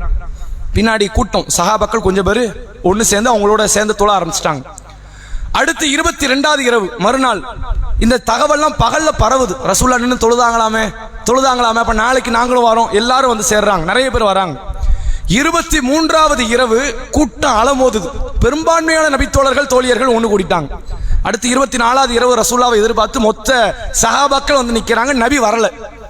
24வது பகல் ரசூல்லா தோழர்கள் அழைச்சு சொன்னாங்க, நேற்று நீங்கள் வந்து எனக்காக தொழுகைக்கு காத்துக்கிட்டு இருந்தது எனக்கு தெரியும், ஆனா நான் ஏன் வரல தெரியுமா? உங்கள் ஆர்வத்தை பார்த்து அல்லாஹ் இதை ஃபர்லாக ஆக்கி விடுவானோ என்று நான் பயப்படுகிறேன். நாங்கள் ஃபர்லா ஆகுமா அப்படின்னு கேட்டால் ஆகும். எப்போ ஆகும்? நபி ஹயாத்தா இருக்கிற வரைக்கும் தான் ஒரு காரியம் ஃபர்லு சுன்னத்து நஃபில் எதுவாக இருந்தாலும் சரி, நபி ஹயாத்தா இருக்கிற வரைக்கும். நபி மௌத்தாயிட்டாங்கன்னா இனிமேல் ஒன்று நடக்குமா? இப்போ ஊரில் உள்ள எல்லாருமே ஃபஜருடைய முன் சுன்னத்தை தொழுகிறாங்க. அப்போ இவ்வளோ ஆர்வம் மட்டும் உலகம் முழுக்க தொழுகிறாங்களே, ஃபஜர் முன் சுன்னத்து ஃபர்லு அப்படின்னு அல்ல யாரை வச்சு சொல்லுவான்? அப்போ ஒரு காரியம் ஃபர்லாக இனி ஆகுமான்னு கேட்டால் ஆகாது. தூதரை எடுத்துட்டானாலே வகை செய்தி முடிஞ்சிருச்சுன்னு அர்த்தம். ரசூலா பயந்தது எதுக்கு? நான் ஹயாத்தாக இருக்கிற வரை இந்த இரவு தொழுகைய ஜமாத்தா தொழுவது ரசூலா கடைசி விரும்பல. ஆரம்பத்தில் விரும்பின ரசூலா என்ன பண்ணிட்டாங்க? பிற்காலத்தில் விரும்பல. இப்ப ரசூலா மௌத்தாயிட்டாங்க. இனிமேல் என்ன? தாராளமாக அந்த காரியம் ஆர்வம் எடுத்து செய்யப்பட வேண்டிய ஒரு காரியம். அதனால தான் உலகம் முழுக்க பள்ளிவாசல்களை இந்த காரியத்தை இன்றளவிற்கும் ஜமாத்தோட நடத்துறாங்க. இது முக்கியமான ஒரு அமல்.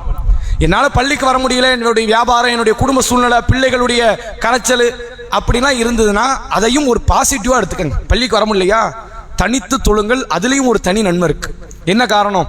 நீங்க விரும்பின அளவுக்கு சுஜூது பண்ணலாம், நீங்கள் விரும்பின அளவுக்கு ருக்கு செய்யலாம், நீங்கள் விரும்பின அளவுக்கு நிலையில நிற்கலாம். நம்ம முடியணும் அப்படின்னு அவசியம் கிடையாது. நம்ம எவ்வளவு நாள் தொழுதுக்கலாம். வீட்டில் அத்தகைய ரகசிய இஹ்லாஸோடு உண்டான பிரார்த்தனையோடு அந்த தொழுகையை நிறைவேற்றுவதற்கு தனிமைதான் ஒரு வாய்ப்பு. ரசூலா அந்த வாய்ப்பை தான் பயன்படுத்துறாங்க. கால்கள் வீங்க நின்று ரசூலா தொழுதாங்களா? தனியா தொழுதாங்களா? ஜமாத்தாவா? தனித்து தான். ஜமாத்தா நின்றுனா அங்க அந்த கூட்டம் நின்றுக்காது. அந்த இடத்துல அவ்வளவு பேர் வந்திருக்க வாய்ப்பு இல்லை. ரசூலா கால் வீங்க நின்னது எதுக்கு?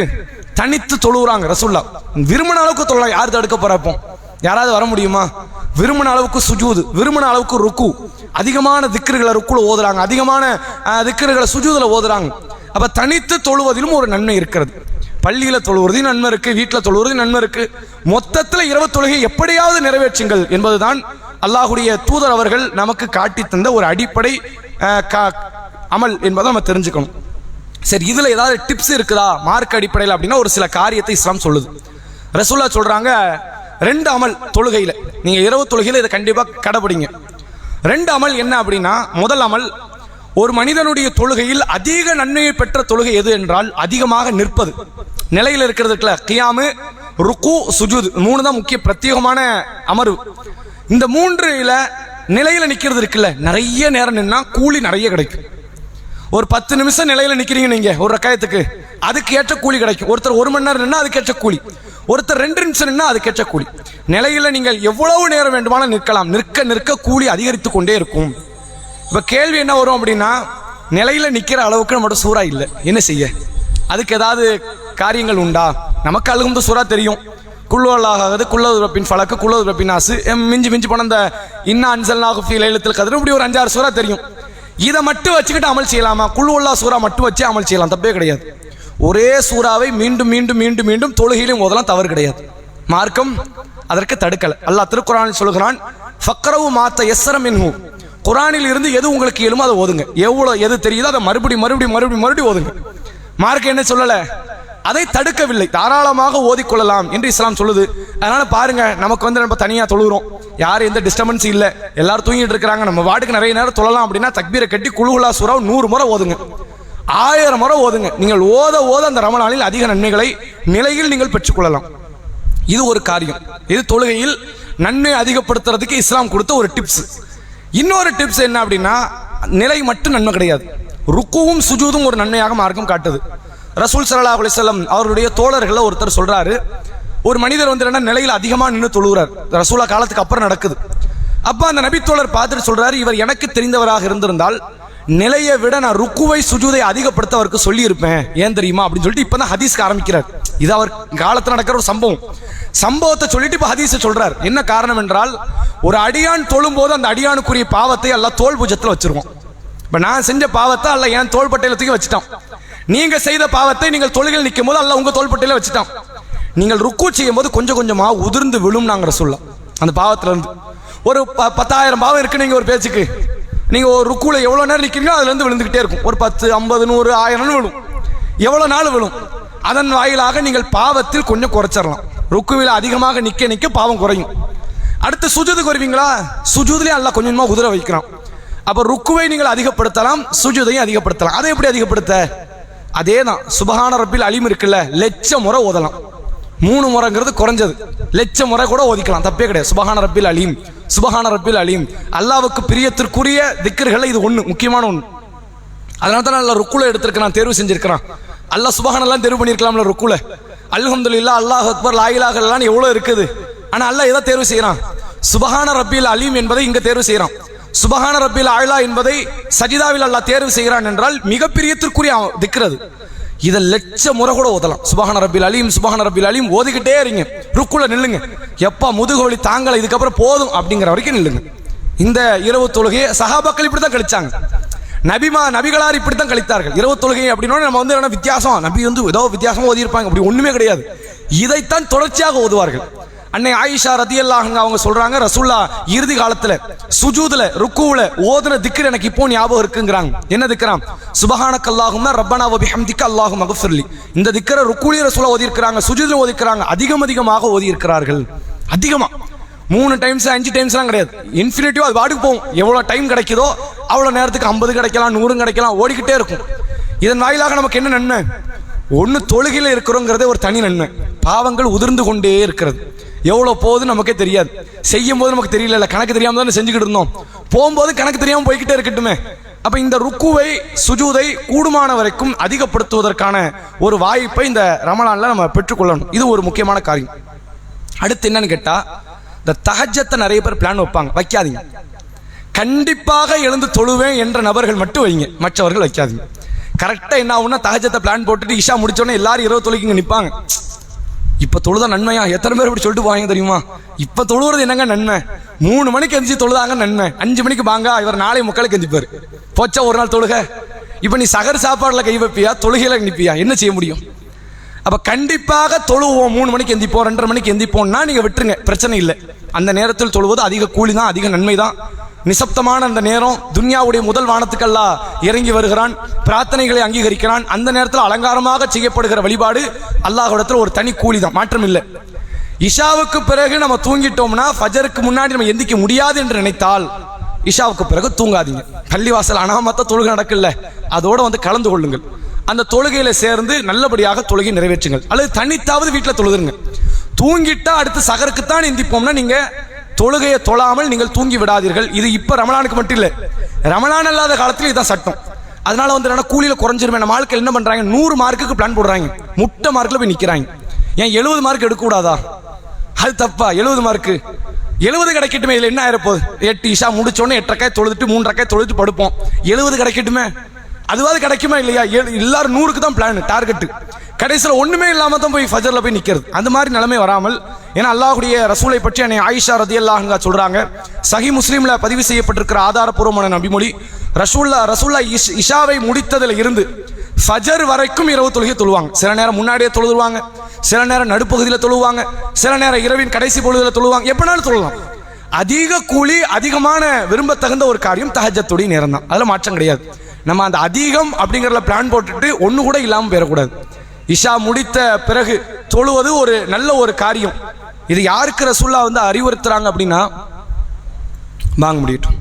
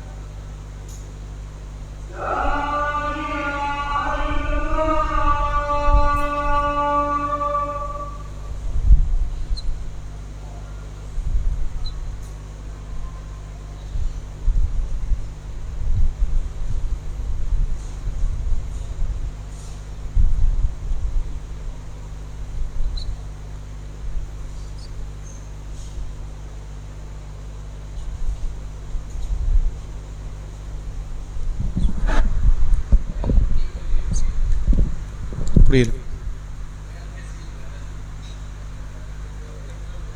நாளைக்கு கேள்வி பதில் நிகழ்ச்சி இன்ஷா அல்லாஹ்.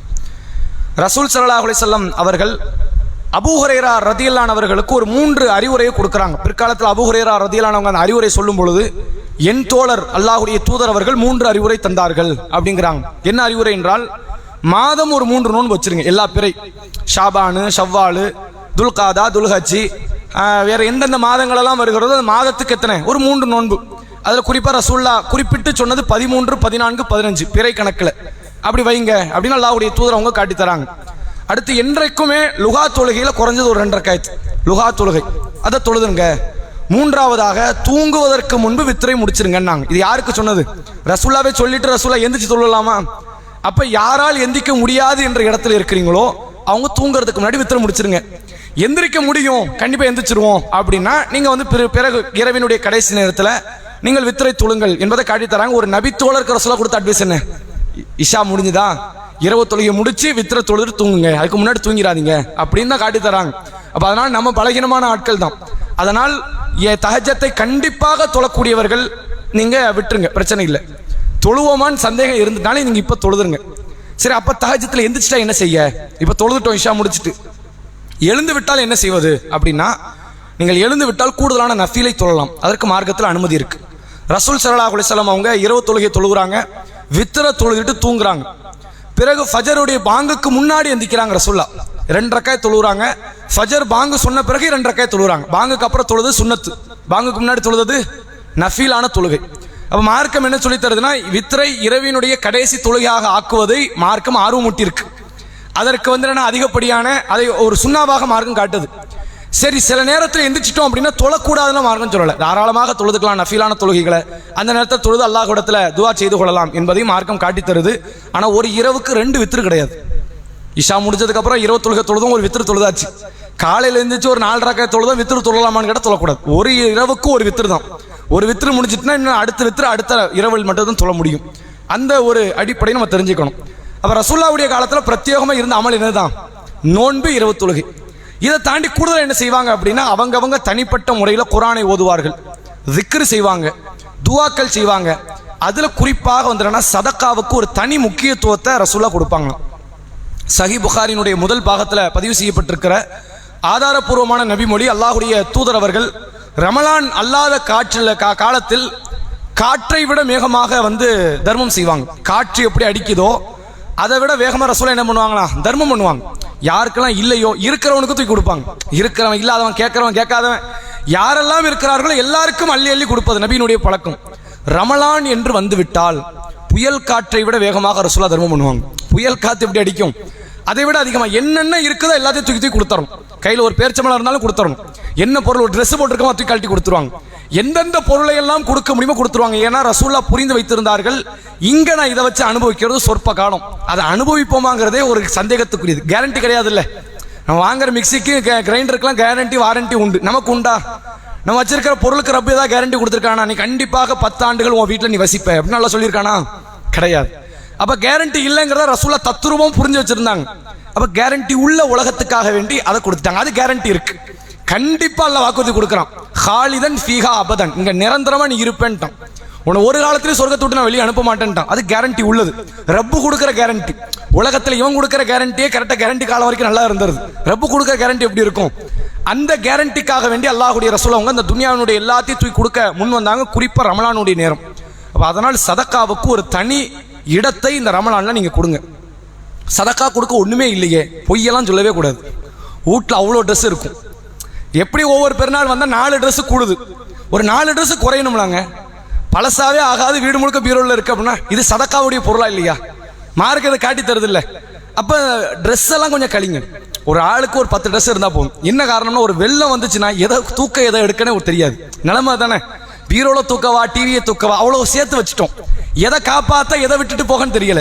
ரசூலுல்லாஹ் காலத்தில் இப்படி ஒன்று கிடையாது. ஒரு வெள்ளன்னு வருதுன்னு நபி மாதிரி ஒரு வாழ்க்கை வாழ்றாங்க.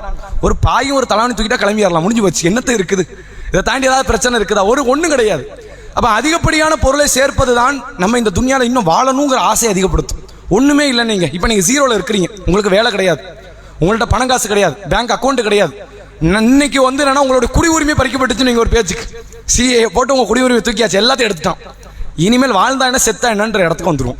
மௌத்தை நம்ம எப்ப நேசிப்போம்னா துன்யாவில் இருக்கிற எல்லா பொருளும் நமக்குரியது இல்லை என்ற இடத்துக்கு வரும் பொழுது. ரசூலுல்லாஹ் அந்த இடத்துல தான் எப்போது இருந்தாங்க. நமக்கு எந்த பொருளும் இல்லை, எந்த பொருளும் இல்லை, அப்ப துன்யா நமக்கு வேண்டாம், ஆக்கிரத் தான் வேணும். அந்த அமலை நபி அவர்கள் அதிகப்படுத்துவதற்கான காரணம் இந்த உலக பற்றின்மை தான். அப்ப இந்த சிந்தனையை அதிகப்படுத்தினா தர்மத்தை கொஞ்சம் கூடுதலாக செய்யுங்க.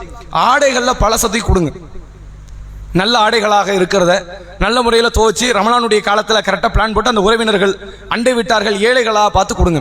வீட்டில் இருக்கிற பாத்திரம் புதுசாக சேருது, குறைய மாட்டேங்குது. எல்லாம் மேலே மேலே பொருளை அடிக்கடிக்கு தான் வைப்பாங்களே தவிர அது குறையலை. அந்த பாத்திரத்தை தூய்மைப்படி கொடுத்தலாம்ல. இதுக்கெல்லாம் அல்லாஹ் கிட்ட கடுமையான விசாரணை இருக்குது. நம்ம என்ன நினைச்சிட்டோம்னா ஒரு பொருளை நீங்க பயன்படுத்தல, நீங்க ரப்பு கிட்ட விசாரணை. உமர் ரதியல்லாஹு அவங்க காலத்துல, ரசூலுல்லாஹ் காலத்துல வந்து சில லேண்டை வந்து நபித்தோழர்களுக்கு அன்பளிப்பு கொடுக்குறாங்க. உமர் பீரியட் வருது, சில லேண்டெல்லாம் பார்க்குறாங்க அப்படியே கிடக்குது, சும்மா கிடக்குது. அந்த நபித்தோழர்கள்ட்ட இருந்து லேண்டு, யார்கிட்ட இருந்து? நபித்தோழர்கள்ட்ட இருந்து லேண்டை பிடிங்கிட்டாரு உமர். அப்போ அந்த நபித்தோழர் வந்து ஃபைட் பண்ணுறாங்க, இது ரசூலுல்லாஹ் கொடுத்த அன்பளிப்பு, நீங்கள் எப்படி வாங்கலாம்?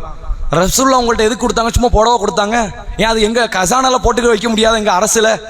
ரசூலுல்லாஹ் நீ விவசாயம் பண்ணுவேன்னு கொடுத்தாங்க. நீ விவசாயம் பண்ணால் 10 வேலையாள உள்ள இழுப்பியா? உங்ககிட்ட இருந்து தானியம் வளருமா?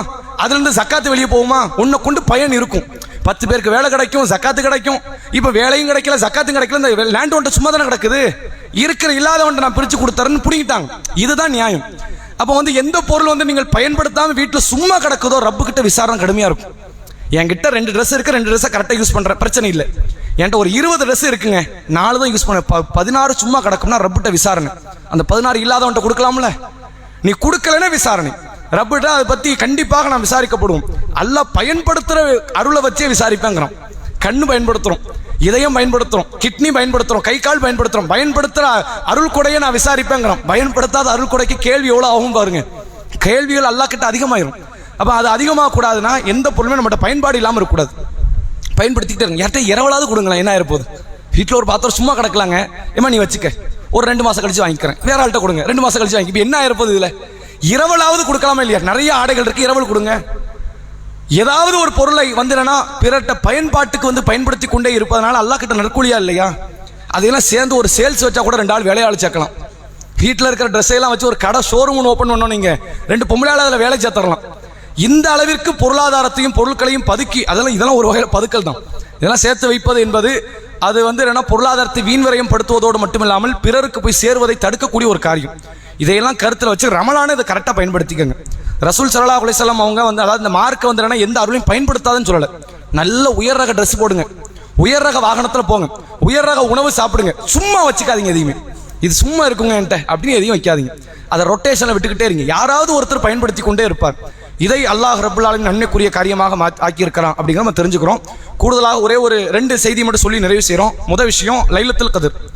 லைலத்துல் கத்ர் இரவு வந்தா ரசூலுல்லாஹ் லைலத்துல் கத்ர் இரவுன்னு பார்க்க மாட்டாங்க, கடைசி 10 நபியை பொறுத்தவரைக்கும் அதுதான். நம்ம எப்படி பார்ப்போம்னா அந்த 5 சுருங்கி ஒன்றாகாதான் நம்ம பார்க்குறோம். ரசூலுல்லாஹ் 5 விரிவுபடுத்தி 10 ஆக்கிட்டாங்க. நபி அவர்கள் அந்த இறுதி 10 வந்து விட்டால் ஈத்திகாஃப் இருப்பாங்க. ரசூலுல்லாஹ் ஒரு ஆட்சியாளர், ஒரு அரசர், ஒரு நீதிபதி, ஒரு குடும்ப தலைவர், ஒரு போர்படை தளபதி. ரமலான்ல ஏறத்தாழ வந்து பத்ர் யுத்தம்லாம் ரமலான்ல தான் நடந்துச்சு. அப்ப எத்தனையோ பல பிரச்சனைகளுக்கு மத்தியிலையும் ரசூலுல்லாஹ் என்ன செய்வாங்கன்னா அந்த கடைசி 10 வந்து விட்டார் ஈத்திகாஃப் இருப்பாங்க. பள்ளிவாசலுக்கு வந்து துன்யாக்கு எனக்கு சம்பந்தம் இல்லைன்னு வாடுறதுக்கு பிறகு ஈத்திகாஃப், வேற எதுவுமே இல்லை. இங்க வந்து ஈத்திகாஃப் வந்தால் தனியாக எதுவும் தொழணுமா? ஒன்றும் தொழுவ கிடையாது, தனி தொழுகைன்னு கிடையாது, தனியா நோன்பு கிடையாது, தனியா திக்ரு கிடையாது, ஒன்றும் கிடையாது. எனக்கு இந்த துன்யாக்கு சம்பந்தம் கிடையாதுப்பா அப்படின்னு வாழ்ற அந்த வாழ்க்கைக்கு பேர் ஈத்திகாஃப். இப்போ ரசூல் அந்த ஈத்திகாஃப் இருந்ததுக்கான ஒரு பிரத்யேகமான ஒரு காரணம் என்னவென்றால் லைலத்துல் கத்ருடைய அந்த நன்மையை பெறணும் அப்படிங்கிற ஒரு அடிப்படை. லைலத்துல் கத்ர் வந்து விட்டால் அந்த இறுதி 10 ரசூல் என்ன செய்வாங்கன்னா தன்னுடைய கீழாடை வரிஞ்சு கட்டிக்குவாங்க. ஹதீஸ் அப்படி வருது. பொதுவாக ஒரு ட்ரெஸ் அப்படி தூக்கி கட்டுறதுன்னு எதுக்கு? வேலையை கொஞ்சம் கூடுதலாக சிறப்பாக செய்யறதுக்கு செய்வோம்ல. ஆயிஷா நாயகி சொல்றாங்க, நபி அவர்கள் இறுதி 10 வந்து விட்டால் தன் கீழாடை வரிந்து கட்டிக் கொள்வார்கள். இரவினுடைய முழு நேரம் முழித்துக் கொண்டிருப்பார்கள். இரவினுடைய கடைசி நேரத்தை தன்னுடைய மனைவிமார்களை எழுப்பி தொழச் சொல்லி கட்டாயப்படுத்துவாங்க ரசூலுல்லாஹ் அப்படிங்கிற செய்தி பார்க்க முடிகிறது. ஏன்னா நான் மட்டும் சொர்க்கம் போனா காணாது, என் குடும்பத்தை காப்பாற்ற வேண்டிய பொறுப்புல இருக்கிறங்கிறத நபி உணர்ந்தார்கள். அந்த கடைசி 10 ரசூலுல்லாஹ்வுடைய நடவடிக்கை வித்தியாசமா இருக்கும். வழிபாட்டில் அவ்வளோ ஊறி தலைச்சிருவாங்க. இவ்வளோ நன்மையை சேர்த்தவர் எவ்வளோ பேராசை பாருங்களேன் நன்மை விஷயத்துல. அப்ப இதை வந்து மார்க்க பேராசையை பார்க்கல, இது நல்ல ஆசை. அந்த ஆசை நியாயமான ஆசை, கரெக்டாக தானே ஆசைப்படுறாரு. அவர் ஒன்று இன்னொரு ஆளை தட்டி விட்டுட்டு போகணும்னு ஆசைப்படலையே. எனக்குரிய இடத்த நான் பெருசா விசாலமாக கட்டணுங்கிற ஒரு எண்ணம், இந்த எதிர்பார்ப்பு, இதை மார்க்க வந்து ஆர்வம் ஊட்டுகிறது. லைலத்துல் கத்ர் இரவும் கடைசி 10 அதிகமாக நன்மை செய்யுங்கள். அல்லாஹ்வுடைய தூதரவர் வந்து ஒரு துவா சொல்லி கொடுத்தாங்க, அல்லாஹும்ம இன்னக அஃபுவுன் துஹிப்புல் அஃப்வ ஃபஅஃபு அன்னி. இது எல்லா காலத்திலும் ஓதலாம், குறிப்பாக அந்த கடைசி 10 ஒற்றைப்படை இரவுகளை அதிகமாக ஓதுங்கள் என்றும் காட்டித்தராங்க. இன்னொரு ரமலான்ல சஹாபாக்கள் இருந்த பிரத்யேக அமல் ஃபித்ரா, நோன்பு பெருநாள். அந்த பெருநாள் தொழுகையில தக்பீர் கட்டுறதுக்கு முன்னாடி உங்க தலைக்கு ஒரு சா உணவு ஏதாவது ஏழைக்கு போய் சேரணும். ஏழை கைக்கு போகணும், பள்ளிவாசல் கைக்கு போகக்கூடாது. பள்ளிவாசல் கைக்கு போனா பள்ளிவாசல் ஏழை கிட்ட கொண்டு போய் சேர்த்தரணும். அதை சேர்க்கல அப்படின்னா நீங்கள் அந்த ரமலானுக்குரிய ஒரு முக்கியமான ஃபர்ல விட்டுட்டீங்க. இதை ஃபர்லா இஸ்லாம் பார்க்குது. இது ஃபர்ல். எதுக்கான ஃபர்லு? உங்களுடைய நோன்பில் நீங்கள் செய்த பாவத்திற்கான பிராய்ச்சித்தமாகவும் ஏழைகளுக்குரிய உணவாகவும் அல்லாஹ் இந்த ஃபித்ராவை ஆக்கியிருக்கிறான். கண்டிப்பாக கொடுக்கணும். அதை முன்னாடியே கூட கொடுக்கலாம், தப்பு இல்லை. கண்டிப்பாக நீங்க எப்படி கொடுத்தரணும்? பெருநாள் தினத்திற்கு முன்பாக உங்க ஒவ்வொரு தலைக்கு, வீட்டில் 10 தலை இருந்தால் 10 சா, ஒரு சாணை ஏறத்தால 2.5 கிலோ உணவுப் பொருள் வாதுங்க. இப்போ 2.5 கிலோ உணவுப் பொருள் நம்ம எப்படி பார்ப்போம்? நான் வந்து 50 ரூபா அரிசி தான் சாப்பிட்றேன், 50 ரூபா அரிசி மட்டும் தான் சாப்பிட்றீங்களா வீட்டில்? அரிசியை தாண்டி கோதுமை, ரவை, பருப்பு இருப்புலாம் ஒன்றும் உள்ள போல. அப்போ எல்லாம் சாப்பிட்றோம். நம்ம உணவுப் பொருள்னு எடுத்துக்கிட்டா ஏறத்தாழ நம்ம ஒரு கிலோன்னு வச்சுக்கிட்டா 100 ரூபான்னு வரும். நம்ம அதிகமாக தான் கொடுக்கணும். உங்க கொடுக்குற எல்லா பள்ளிவாசலும் ஒரு பிரத்யேகமான ஒரு தோராய மதிப்பு தான் கொடுப்பாங்க. ரப்புக்கு பயந்து நீங்க அதிகமான காசை கொடுங்க. இந்த விஷயத்துல நம்ம வந்து என்னன்னா, நம்ம சாப்பிட்றது கண்டிப்பா ஒரு வேளை சாப்பிட்டா 100 ரூபாய்க்கு குறையாம சாப்பிட மாட்டோம். கருவாடு அப்பளம் அது 1008 பொருளை வச்சு தான் சாப்பிடும். ஒரு 100 ரூபாயாவது இருக்கும். இப்போ இதுல நீங்க கணக்கு வைக்கணும், 2.5 கிலோ அப்படின்னு வைக்கணும். அதை வச்சு ஏறத்தால ஒரு ஆளுக்கு 250 ரூபா வரும். நமக்கு கண்டிப்பா கொடுக்க முடியும். அப்போ அது மாதிரியான பொருளாதாரத்தை கணக்கு வைத்து பெருநாள் தொழுகைக்கு முன்பாக நீங்களாக கொடுக்கலாம். ஆனால் இஸ்லாம் இந்த விஷயத்தில் மட்டும் ஜமாத்தை எதிர்பார்க்குது. ஜமாத்தாக வந்தாதான் அதை கொண்டு போய் சேர்க்கக்கூடிய இடத்துல சரியான முறையில் கொண்டு போய் சேர்க்க முடியும் அப்படின்னு. இந்த ஃபித்ராவுடைய அமல் சஹாபாக்கள்கிட்ட நீங்காத இடம் பிடித்த ஒரு முக்கியமான அமல். அதை நினைவுபடுத்துகிறோம். சஹர்ல இருந்து பல அமல்களை பார்த்தோம். இதுதான் ரசூலா காலத்தில் நடந்த ரமலான். இதை தாண்டி கூடுதல் குறைவுலாம் உண்மை கிடையாது. இப்போ நம்ம வித்தியாசமாக ரமலான் எப்படி வைப்போம்னா, பேசுறது, கதை பேசினா தான் அது ரமலான். கதை பேசாம ஒரு ரமலான் ஓடிச்சு. நீங்க வெளிநாட்டில் இருக்கிறவங்களாம் இருப்பு கொள்ளாது. ஐயோ ஊருக்கு வர முடியலையே அப்படிமா. எதுக்குப்பா வந்து என்னப்பா செய்யப்படுற? நண்பர்கள் எல்லாம் பார்த்து ஒரு கடை தெருவுக்கு போய் அது 3 மணிக்கு போய் ஒரு பிரெட் ஆம்லெட் சாப்பிட்டு அது ஒரு தனி டேஸ்ட். ஒரு 2 மணிக்கெல்லாம் போய் வெளியே ஜூஸ் குடிச்சேன்னா அதுக்குன்னு கடை திறந்து வச்சிருப்பான். அவனுக்கு தெரியும் இந்த ரமலான் மாசத்துல இவனை வந்துருவாங்க, கண்டிப்பா வியாபாரம் நல்லா பார்த்துடலாம். இதுக்கு மட்டும்தான் ரமலானை பயன்படுத்துவது. இது மோசமான ஒரு பழக்கம். அதாவது நம்ம வந்து பேசவே கூடாது, சரி அப்படி மார்க்கம் சொல்லலை. அமலுக்கு கூடுதலான முக்கியத்துவம் கொடுங்க. இந்த ரமலான் முடியும் போது நமக்கு ஒரு மன திருப்தி வரணும். பரவாயில்ல, கரெக்டாக 30 நாள் தொழுதுட்டோம், 20 தொழுகை, 30 நாள் நோம்பு முடிச்சிட்டோம், 30 நாள் நிறைய திக்ர் பண்ணிட்டோம், ஒரு 2 ஜுஸ், ஒரு 2 குரானை முடிச்சிட்டோம், ஓரளவுக்கு திருப்திப்பா அப்படின்னு நினைக்கிற அளவுக்கு அந்த ரமலானை நாம் பயன்படுத்தினால்தான் அது உண்மையில் நம்மளுடைய பாவ மன்னிப்புக்குரிய ஒரு காரியம். ரசூல்லா சொன்ன செய்தியை சொல்லி நிறைவு செய்கிறேன். ரமலானை யார் அடைந்து அந்த மாதம் முடிவதற்கு முன்பு தன்னுடைய பாவங்கள் மன்னிக்கப்படாமல் இருக்கிறாரோ அவர் நாசமாக போகட்டும் என்று ஜிப்ரீல் அலைஹிஸ்ஸலாம் செய்த துவாவுக்கு நபி அவர்கள் பிரார்த்தனை செஞ்சிருக்கிறாங்க. ஜிப்ரீலும் பாவம் செய்யக்கூடியவர் இல்லை, ரசூல்லாவும் பாவத்துக்குரிய நபர் கிடையாது. இருவர் கேட்ட பிரார்த்தனை. அப்ப நமக்கு எதிராக உள்ள ஒரு துவா, அதை நினைவு வைத்துக் கொண்டு அதிகமாக நன்மையை செய்து நம்முடைய மறுமைக்குரிய கூலியை நாம் அதிகப்படுத்திக் கொள்வோம். வாஹிரு தஅவானா அல்ஹம்துலில்லாஹி ரப்பில் ஆலமீன். நாளைக்கு இன்ஷா அல்லாஹ் கேள்வி பதில் நிகழ்ச்சி, மார்க்க தொடர்பான சந்தேகங்களுக்கான பதிலளிக்கும் நிகழ்ச்சி. ரமலான் தொடர்பாக எடுத்துட்டு வாங்க. நம்ம வேற விஷயங்களை பேசலாம். ஆனால் வந்து அடுத்த 1 மாதம் ரமலான் தான் இருக்குங்கிறனால ரமலான் சம்பந்தமாக நிறைய கேள்வி இருக்கும்ல. இன்னைக்கு பேசுனதிலே கூட சில சந்தேகங்கள் இருக்கலாம். இது மாதிரியான கேள்விகளுக்கு மட்டும் தனி முக்கியத்துவம் கொடுங்க. வேற சம்பந்தமே இல்லாமல் ஹஜ் பற்றிலாம் இப்போ கேட்காதீங்க. அதுக்கான நேரம் இது கிடையாது. அதை நினைவு வைத்துக்கோங்க. அஸ்ஸலாமு அலைக்கும் வரஹ்மத்துல்லாஹி.